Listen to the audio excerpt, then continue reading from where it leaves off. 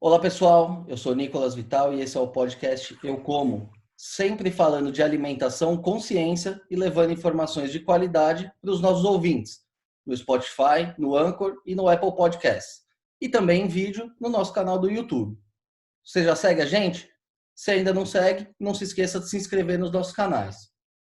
Bom, hoje nós vamos falar sobre uma das frutas mais consumidas no Brasil, seja in natura ou em forma de suco ou vinho. Aí ficou fácil, né? O tema de hoje é a uva, o fruto mais antigo da humanidade. Já foram encontrados fósseis de uma variedade selvagem da uva com mais de 60 milhões de anos. Você vê como essa cultura é antiga. E há alguns séculos é uma das culturas mais importantes da Europa, que produz alguns dos melhores vinhos e espumantes do mundo. Mas o título de maior produtor mundial de uvas hoje é da China. E o Brasil nessa história? Como a cultura chegou aqui? Como se adaptou ao nosso clima tropical? É exatamente isso que a gente vai conversar hoje com o engenheiro agrônomo Marcos Botton, que é mestre e doutor em ciências biológicas pela Exalc, com pós-doutorado na Universidade da Califórnia, em Berkeley. O Dr. Marcos é chefe de transferência de tecnologia na Embrapa Uva e Vinho, em Bento Gonçalves, e também professor da pós-graduação em fitossanidade da Universidade Federal de Pelotas. Dr. Marcos, muito obrigado por aceitar o nosso convite. É um prazer ter o senhor com a gente aqui hoje. Da minha forma, também é um privilégio ter essa oportunidade de conversar com os teus ouvintes, Nicolas. Isso aí, doutor. Para a gente começar aqui, a uva é uma cultura típica de clima temperado. Como que ela veio parar no Brasil? Pô, essa é uma pergunta bem interessante, né? Quando a gente fala de clima temperado, para quem não está muito acostumado, é aquela planta que durante o inverno perde as folhas, né? Ela entra numa dormência por causa do clima, na verdade. Então a uva, ela é originária lá daquela região da Pérsia, onde hoje é o Irã, praticamente, né? Essa é a região de origem, uma fruta típica realmente de clima temperado. Depois, aos poucos, ela foi lá para o leste europeu e foi para os Estados Unidos, não é? Bom, hoje ela é uma espécie frutífera globalizada, para vocês terem uma ideia, no deserto, na região do semiárido nordestino, lá Pernambuco, Bahia, hoje nós temos uva sendo cultivada em região de clima tropical. Bom, como é que essa cultura veio parar no Brasil? Isso é um pouco também da história brasileira. Uma curiosidade, mas quando descobriram o Brasil, os portugueses descobriram o Brasil, a uva veio junto. Os portugueses é um país tradicional produtor de uvas.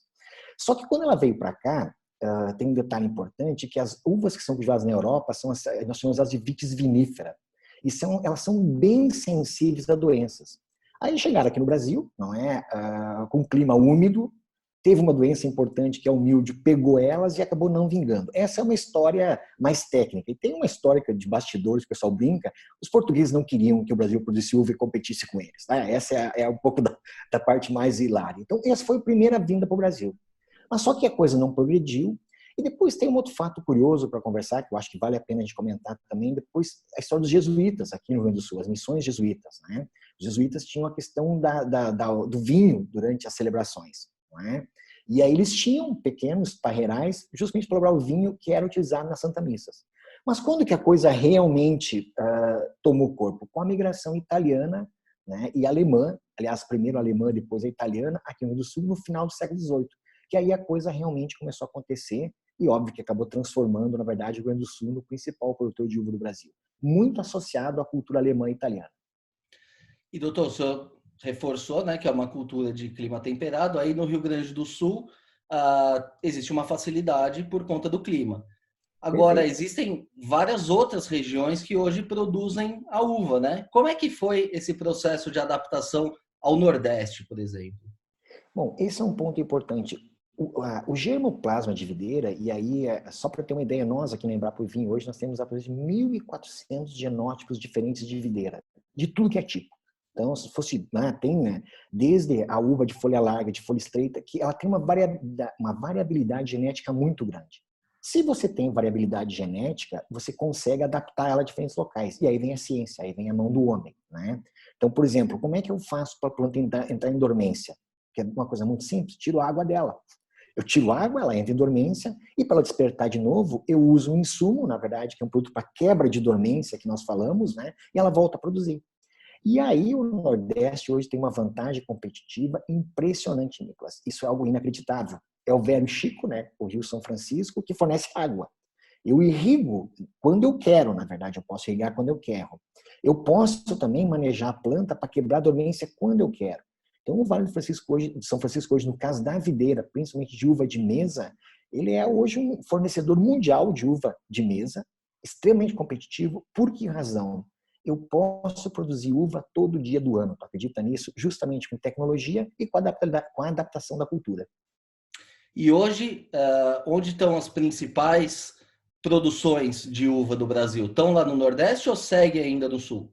Na verdade, assim, o Rio Grande do Sul continua sendo um importante produtor, o principal de uva para processamento. Então, quando a gente fala de processamento, o que significa? Aquela uva que eu transformo ela em vinho e sucos, principalmente. Né? Vinhos, espumantes e sucos. Então, é o principal estado produtor. Na sequência, nós temos o estado de São Paulo é um importante produtor aí, né? Depois nós temos a Petrolina e depois entra, os números variam um pouco, mas Santa Catarina e Paraná. Mas hoje, praticamente, a maioria dos estados brasileiros tem a uva lá, se não é aquela uva no fundo de quintal, porque está muito associado também à cultura, né? A cultura italiana, por exemplo, é muito forte de gostar do cultivo da videira, acaba levando para todos os locais. E ela, Nicolas, é uma cultura muito adaptada. A videira realmente, se você não tiver um local com excesso de umidade, que acaba, por exemplo, matando o sistema radicular, ela acaba se adaptando em tudo que é condições. Mas quantas variedades hoje são produzidas no Brasil?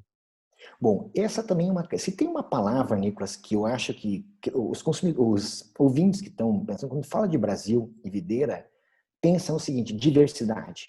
Tá? Nós temos um leque muito grande de variedades, porque nós temos uvas que são destinadas a processamento, e aí vem o que a gente chama de uvas finas, né? Que é os Merlot, os Cabernet, e nós temos as uvas americanas, que é a Isabel e a Niagara. E nós temos também, depois, as uvas de mesa, por exemplo. As uvas de mesa com sementes, né? Uma Itália que você pega e come e depois tem que cuspir a semente, né? Porque depois temos uvas de mesa sem sementes, que você não precisa cuspir a semente fora. Então, essa variedade de genótipos que nós temos no mercado consumidor nosso é algo realmente interessante. A viticultura brasileira é uma diversidade absurda, diferente de, por exemplo, assim, eu tive a oportunidade de morar na Califórnia um ano, né? Eu fiz meu período sabático na Universidade da Califórnia.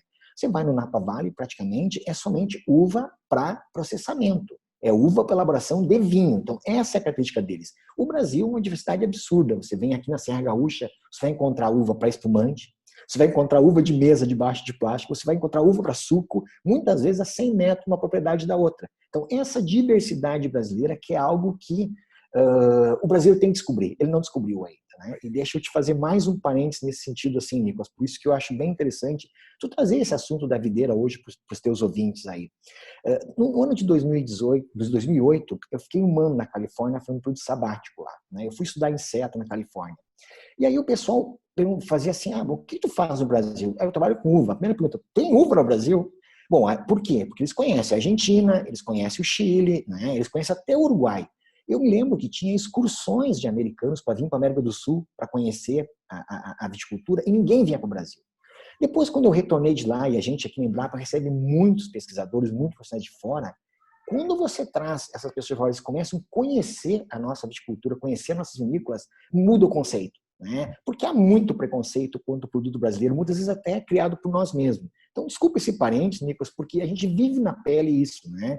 Eu nunca me lembro que o meu orientador, um dos amigos do meu orientador da Califórnia, quando ele veio para cá nos ajudar num projeto, eu levei ele na Casa Valduga, uma vinícola grande aqui da Serra.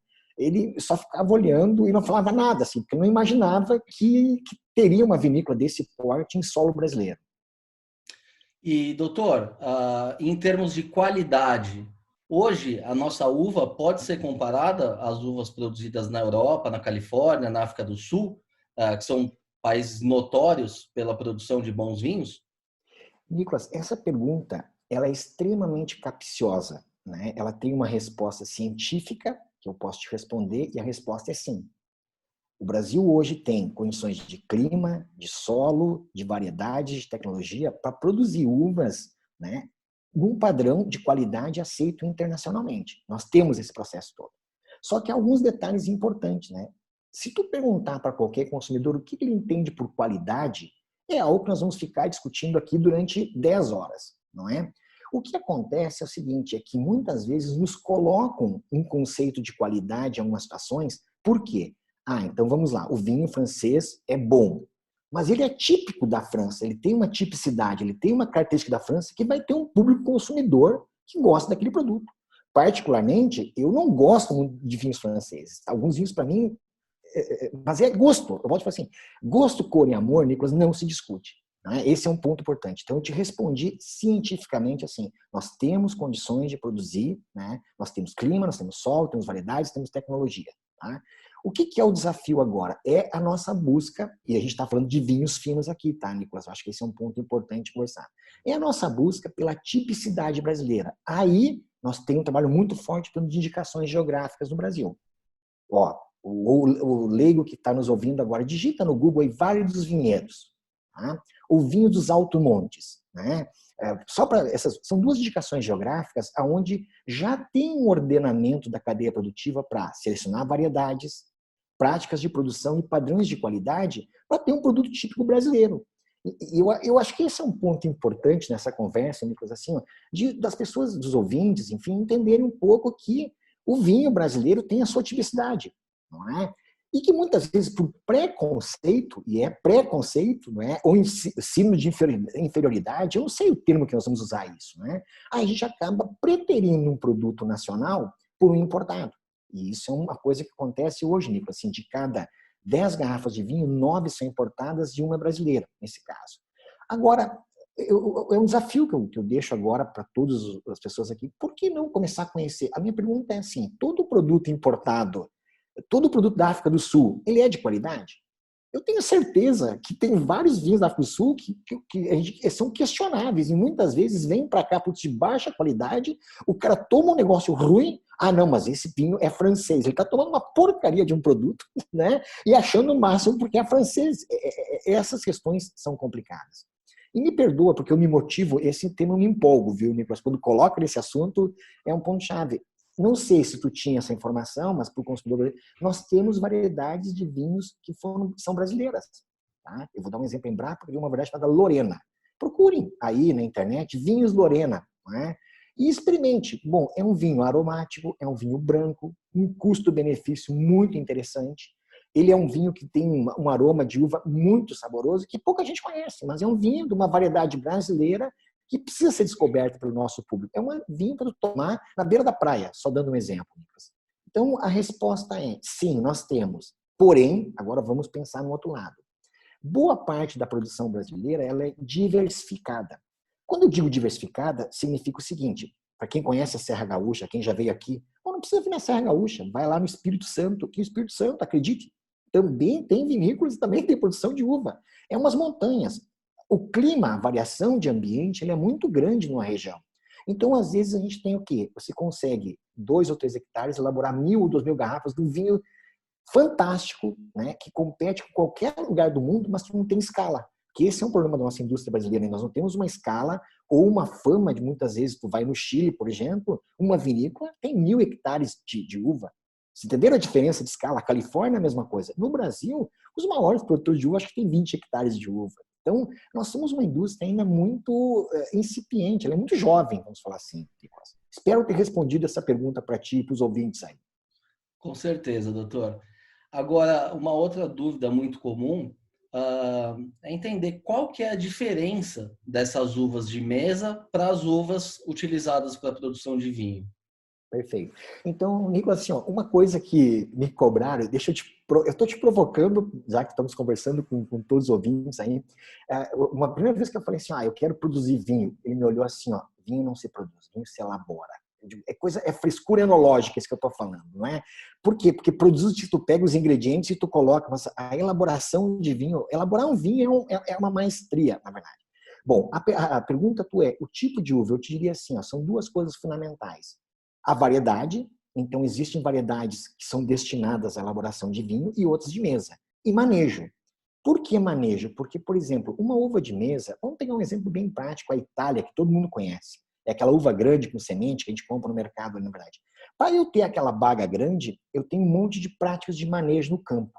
Em outras palavras, Vai uma mulher lá, geralmente são mulheres que têm mais habilidade para esse tipo de coisa, né, habilidade motora, né?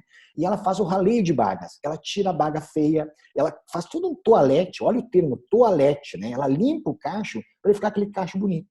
A uva para vinho não, ela tem uma baga menor e vai chegar lá e vai ser macerada toda ela para elaborar o vinho. Então a resposta é assim, a diferença o que é? Tamanho de baga principalmente, a variedade, então a mesma variedade dificilmente é direcionada para vinho e para mesa, não é? Então, e tamanho de bagas para você ter essa diferença. E doutor, no Brasil, a maior parte do consumo é de uva in natura ou a maior parte da produção é destinada à produção de suco e vinho?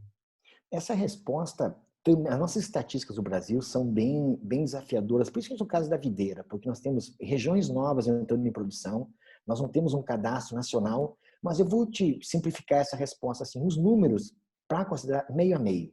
Metade, na verdade, para elaboração, para processamento e metade de mesa. Em volume de produção. Porque também tem que lembrar um outro ponto importante. Quando a gente fala de produção anual, tem que lembrar que, por exemplo, o bendito Nordeste, né, o maravilhoso Nordeste, você tem 2 safras por ano, Nicolas. Então, na mesma hectare, você tem 2 colheitas, não é? Então, se tu for analisar, na região sul nós não temos 2 colheitas, somente uma colheita. Então, em volume, hoje, a nossa estimativa é de 50%. E doutor, o senhor citou também as uvas sem semente, né? Como que foi possível isso? É melhoramento genético convencional? É transgenia? Não, Como não. foi Nicolas. possível? Agora, E qual é a aceitação dessa uva no mercado? não, esse é um tema que me dá um orgulho muito grande de pertencer a uma instituição de pesquisa que tem um programa de melhoramento que desde 40 e poucos anos atrás começou e depois teve a tal da demanda da uva sem semente. Bom, a uva com semente, a exceção do ano novo, que o pessoal quer pegar aquela sementinha e colocar na carteira para dar sorte, né? Ninguém quer ficar cuspindo semente. Vamos ser claros, ninguém quer cuspir semente. E hoje o que é? Você pega a uva sem semente, se coloca na boca, mastiga ela e você consome ela sem se preocupar com praticamente nada, Nicolas, perfeito? E aí o detalhe é o seguinte, o mundo todo estava migrando para uva sem sementes. Califórnia, Espanha, enfim, Estados Unidos, né? Califórnia, Chile, os nossos competidores tinham instituições de pesquisa que montaram programas de melhoramento convencional através de uma técnica chamada resgate de embrião. Não vou entrar em detalhe, mas na verdade é o seguinte, você pega e consegue resgatar o embrião da planta em cultura de tecido, sem transgenia, e você consegue selecionar as plantas que são sem sementes. É esse basicamente o processo. Bom, a Embrapa entrou nessa jogada há um bom tempo atrás. E hoje uma das coisas que eu tenho o maior motivo de orgulho e gostaria até de provocar o consumidor aí, né? Uma uva que tem um nome maravilhoso chamado Vitória. A uva BRS, Vitória BRS por quê? Porque é uma uva brasileira, é uma uva sem semente, que o Brasil está exportando já para o mundo todo, tem no mercado interno. Na região do semiárido de São Francisco, por exemplo, lá na região do Nordeste, os números aproximados, Nicolas, são de 13 mil hectares de uva de mesa na região. Hoje, na faixa de 2 mil já são de Vitória, né? Sendo que nós estamos competindo com a Universidade da Califórnia, pessoal do Chile, programas de melhoramento da Espanha, e a Vitória realmente está se destacando nesse processo. Então, a uva sem semente, o que é? Foi um programa de melhoramento que levou tempo, mas que hoje nós temos um produto no mercado, uma uva brasileira, que é a Vitória sem semente. Que você vai no mercado, se compra no cumbuquinha, e come ela, né? Simples assim, sem os picaroços, sem nada. E essa é uma tendência hoje de consumo de uva. Tecnologia a favor do consumidor, né? Sem dúvida. E, Nicolas, assim, mais uma coisa importante, né? Quando fala tecnologia, eu também me motivo sobre isso, porque nós estamos falando de uma cultura, no caso da uva de mesa, que tem uma preocupação muito grande com resíduos. Tá? Então, assim, ó, hoje o Nordeste exporta uma boa parte da produção e ela entra em todos os mercados do mundo. Veja bem, eu estou repetindo, nos principais mercados consumidores do mundo, ela está entrando e significa que você tem rastreabilidade, você monitora resíduos, que é um produto que tem segurança para o consumidor. Muito bem. E doutor, entrando um pouquinho na parte agronômica da uva, né? O senhor disse que hoje ela está difundida aí pelo país, várias regiões produtoras. Quais são os principais desafios da produção da uva no Brasil? Tá, vamos falar assim, a pergunta é do ponto de vista de produção, agronômico, na verdade, tecnológico, né? Bom, a gente tem a questão do manejo fitossanitário, manejo de pragas e doenças, ele é um desafio permanente, até porque o nosso clima ele é muito complicado, né? Tu tem regiões, por exemplo, assim, eu vou dar um exemplo, tem épocas aqui no sul que em um dia chove 150 milímetros, é muita água, é uma torrente de água. E quando você tem umidade e temperatura, as doenças entram, então você tem que fazer controle. Então esse é um desafio importante.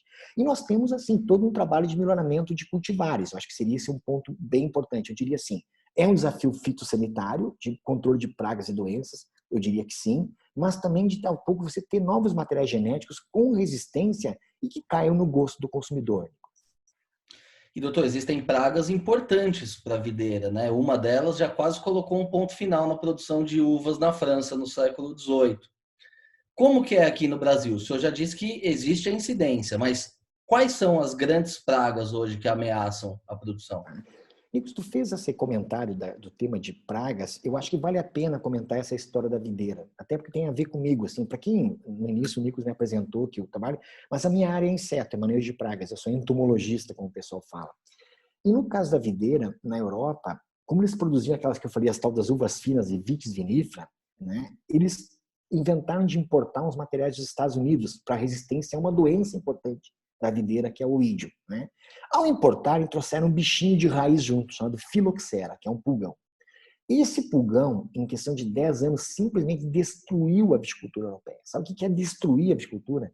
E eles acabaram conseguindo reverter isso através de tecnologia também, que é o que a gente chama de um porta-enxerto resistente. Em outras palavras, eu coloco a raiz de uma planta, que é de uma videira resistente ao bichinho na raiz, e a copa que produz em cima, que eu quero produzir. E com isso eu consegui manejar a praga, no caso da filoxera. Então, esse foi o ponto, Nicolas, que eles conseguiram equacionar. E hoje essa técnica é usada no mundo todo. Inclusive, nós, o Brasil, usamos a enxertia, além de ter outros objetivos, mas um dos principais deles é justamente a questão da filoxera. No Brasil, hoje, nós temos, assim, dependendo da região, diferentes problemas fitossanitários, né? Na videira, felizmente para mim, né, os maiores problemas estão relacionados com a parte de doenças, né? Então, a parte de insetos, pragas na videira, a incidência é muito baixa, você não tem uma necessidade absurda de tratamentos. E em doenças, eu diria que hoje você tem principalmente as doenças fúngicas, eu destacaria mildio e oídio, tá? São duas doenças. E no caso também, a gente tem muitas doenças que a gente chama de madeira, que acabam causando o apodrecimento das plantas, e às vezes de raiz, que acabam matando as plantas de videira. Eu destacaria esses patógenos. E, doutor, como é que é feito esse tratamento? Existem pesticidas desenvolvidos especificamente para as videiras? Bom, esse é um tema, boa parte dos produtos químicos, na verdade, destinados à viticultura, eles não são desenvolvidos no Brasil. Esse é um ponto importante, né? Por que razão? No Brasil, a videira não é uma cultura importante para as empresas produtoras de insumos. Isso precisa ser entendido também. Então, vamos ser práticos assim. No Brasil, eu tenho soja, que é uma área cultivada hoje aí grande, comparado com 80 mil hectares de videira. Ninguém vai desenvolver um fungicida para a videira, para controle de uma doença na videira específica para o Brasil. Porém, no mundo, a videira tem uma importância muito grande. Então, o que acontece? Em países importantes, França, Itália, Estados Unidos, na sede das empresas, o pessoal acaba desenvolvendo fungicidas para controle de doenças que ocorrem na cultura da videira. E, com o tempo, eles vêm para o Brasil também para ser utilizados. Muitas vezes com atraso, Nicolas. Isso também é outra questão importante. Assim. Esse é um fator de desafio de competitividade para o nosso produtor. Por quê? Porque muitas vezes o produtor lá, na Itália, na França, na Espanha, nos Estados Unidos, na África do Sul, tem produtos, tem ferramentas para fazer o controle de pragas e doenças que o produtor brasileiro não tem. Então nós temos uma desvantagem tecnológica para eles, porque demora mais as coisas para chegarem aqui. Mas o manejo é feito, basicamente, com a questão de produtos fungicidas, e também tem tido um aumento muito grande nesses últimos anos, e algo que eu acredito bastante que vai aumentar, que é o manejo com controle biológico. Nós já temos vários, na verdade, produtos biológicos formulados para o controle de doenças. E, doutor, uma outra coisa também que a gente tem visto bastante é o crescimento da produção de vinhos orgânicos, né? Quais são os principais desafios nesse caso, já que eles não podem usar produtos químicos? Isso. Nicolas, assim, a produção de vinho orgânico, a produção orgânica, de maneira geral, ela tem tido um apelo muito grande, mundialmente falando.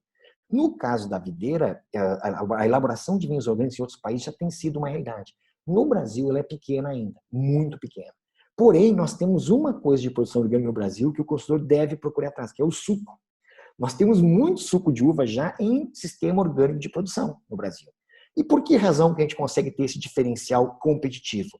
Porque o Brasil é um dos poucos países do mundo que usa essas variedades americanas que são mais resistentes a pragas e a doenças. Então, o primeiro fator importante, Nicolas, para tu poder produzir um produto orgânico é tu ter uma planta mais resistente a pragas e doenças.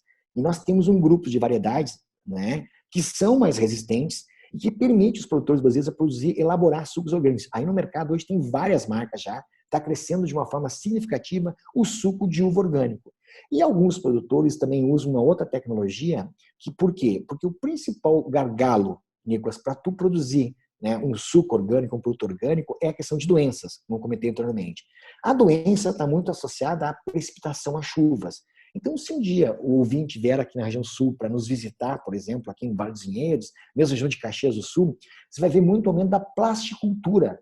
Ou seja, o vinhedo hoje está coberto praticamente como se fosse um guarda-chuva. Ora, se ele está coberto como se fosse um guarda-chuva, não tem molhamento, não tem umidade, não tem doença. E com isso eu consigo reduzir muito o número de tratamentos e permitindo assim você não usar os produtos químicos, você fazer uma produção dentro dos princípios da agricultura orgânica. E, doutor, o senhor citou também a questão do manejo integrado de pragas, né? Que é uma coisa que é vista como o futuro da agricultura. O uso de biodefensivos pode ser uma alternativa? Eles são realmente eficazes? Então, deixa eu responder duas coisas assim. Eu imagino que boa parte dos nossos ouvintes é um público leigo. A gente fala esse tal de manejo integrado de pragas. Parece que é uma coisa... Em outras palavras, é o seguinte, assim, ó, vamos pensar, um produtor, não é? Ele precisa fazer o controle de uma praga ou de uma doença. Se você vai ter um problema de dor de cabeça amanhã, ou daqui 2 dias, tu não vai tomar uma aspirina hoje, não é? Eu não vou tomar uma aspirina preventivamente, porque vai que daqui 2 dias eu vou ter uma dor de cabeça.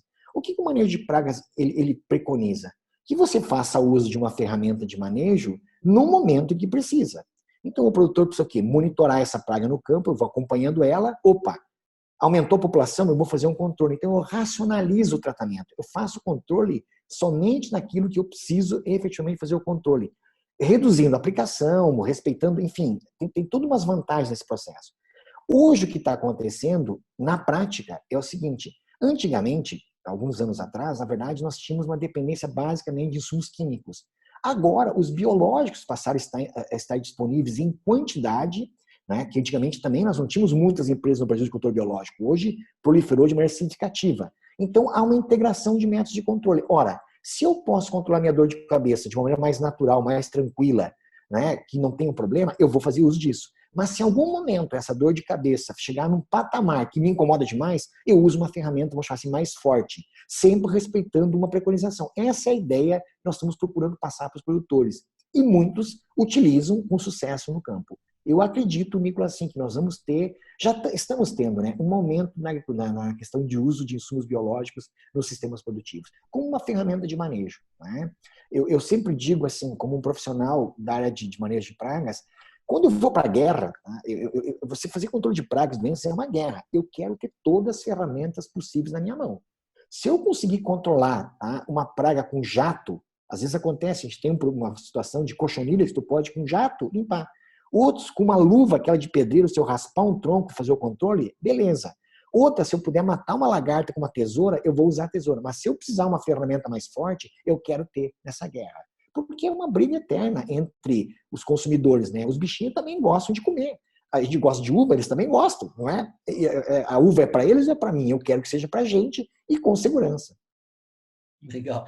E, doutor, o senhor disse que dá para fazer esse controle manual, mas é preciso muita atenção por parte do produtor, né? Ele precisa ficar em cima da lavoura, verificando a Sim, qualidade.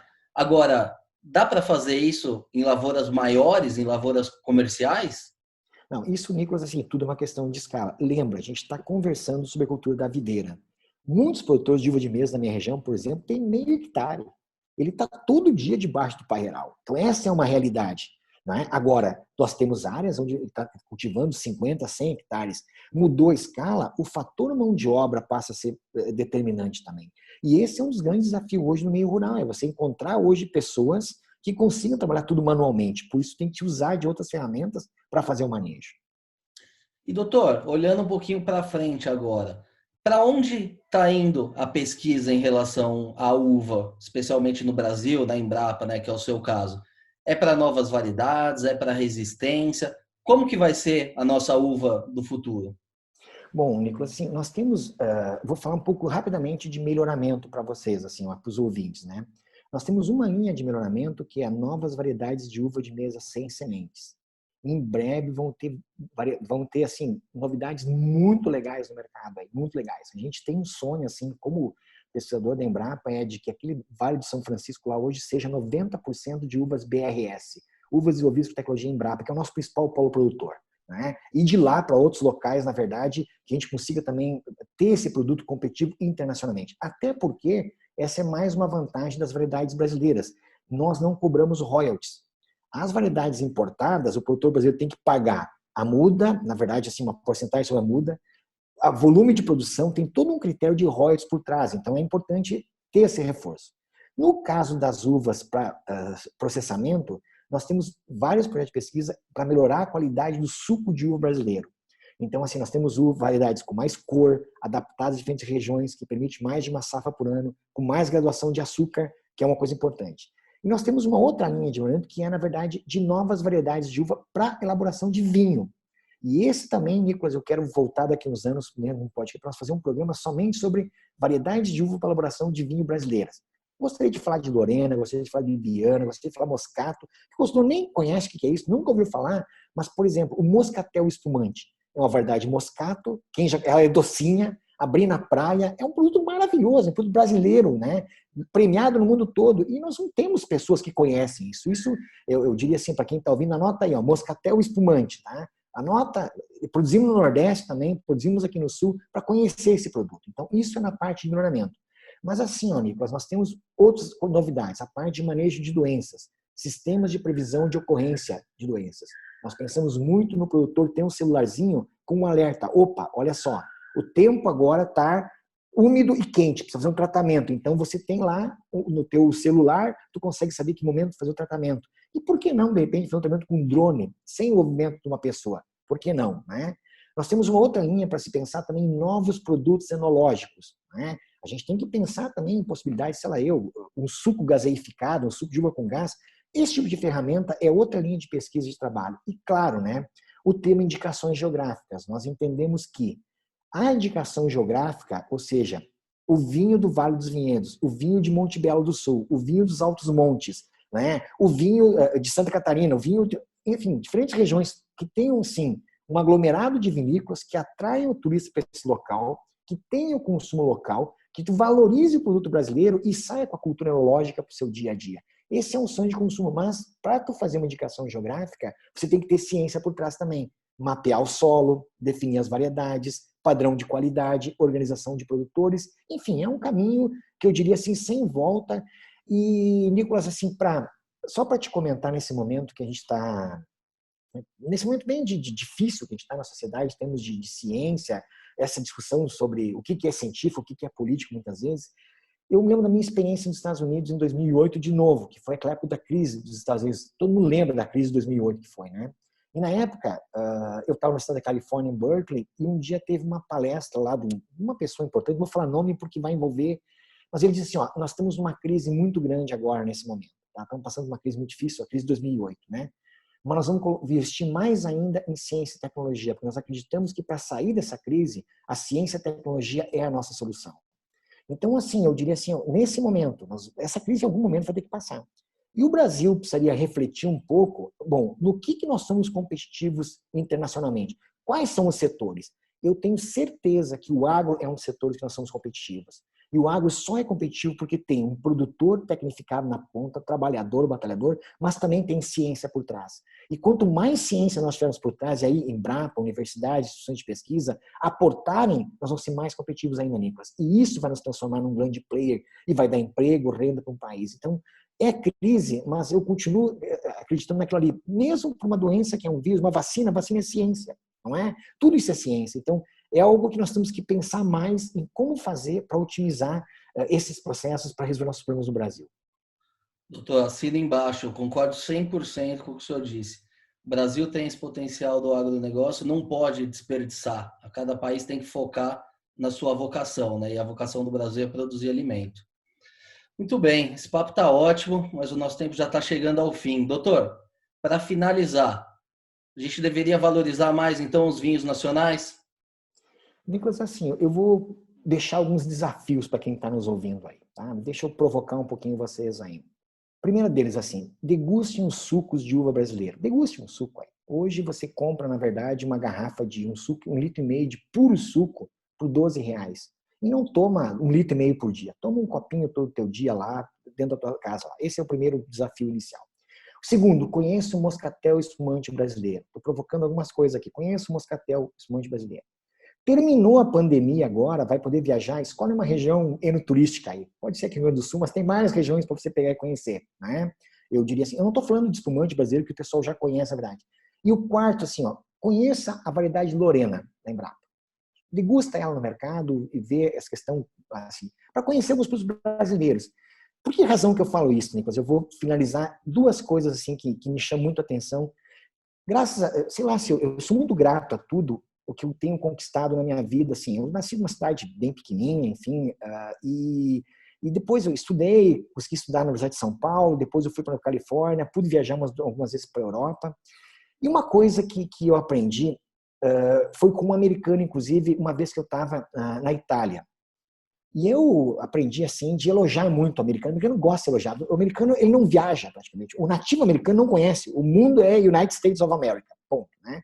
E aí eu me encontrei com esse colega, né? Nós estávamos num restaurante na Itália, e eu comecei a elogiar, não, porque vocês americanos, vocês são pessoas realmente, né, mágicas. De tudo aquele elogio de pessoas, vamos dizer assim, de um outro patamar de cultura, né? Vocês têm o Burger King, vocês têm McDonald's, vocês têm Coca-Cola, não sei o quê. E ele me respondeu uma coisa que me marcou, assim, ó, Marcos, what are you saying? O que tu tá falando, né? That's bullshit. Eu falei assim, que bullshit, né? O que isso é bobagem? Olha o que nós estamos fazendo aqui, ó. Nós estamos aqui num porão, comendo a massa da nona, tomando vinho da casa, conversando com o dono do restaurante. Não é McDonald's isso aqui. Isso aqui é cultura. Isso aqui que é vida. Não é o que nós vivemos nos Estados Unidos.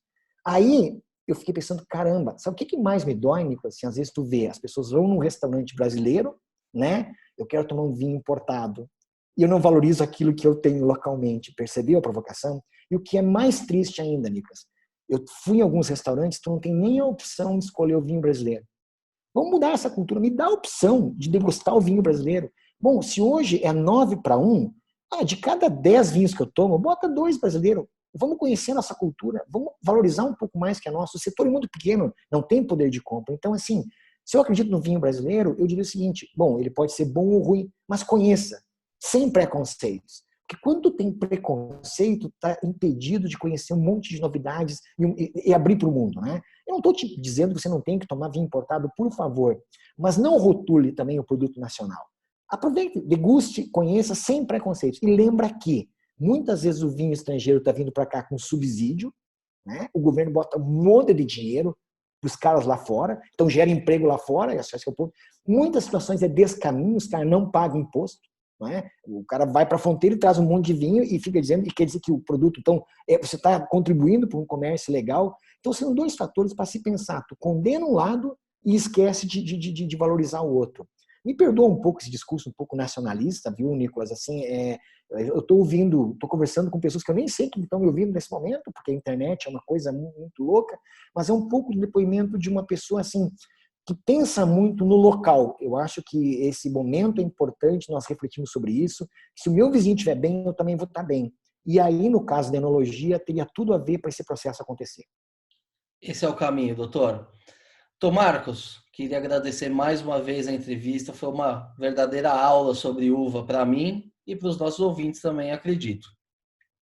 Nicolas, obrigado pela oportunidade, um sucesso para o teu podcast aí, e que os ouvintes, o que eu sou sincero para todas as pessoas que me ouviram, assim, vocês estão ouvindo um profissional apaixonado pelo que faz, eu sou apaixonado pelo que eu faço, e valorizo muito, assim, hoje o que a gente tem no dia a dia de disponibilidade nesse país, que muitas vezes você só vai valorizar, né, o dia que você perder essas coisas. Tomara que a gente não precise passar por esse processo, Nicolas. É isso aí. Muito bem, pessoal. Essa edição do podcast Eu Como vai ficando por aqui. Se gostou da entrevista, não se esqueça de seguir os nossos canais no YouTube, no Spotify ou na sua plataforma de streaming favorita. Aproveita e siga também no Facebook e no Instagram. Lembrando que esse podcast tem o patrocínio da Crop Life Brasil e volta com a sua programação normal na próxima sexta-feira. Por hoje é isso e até a próxima.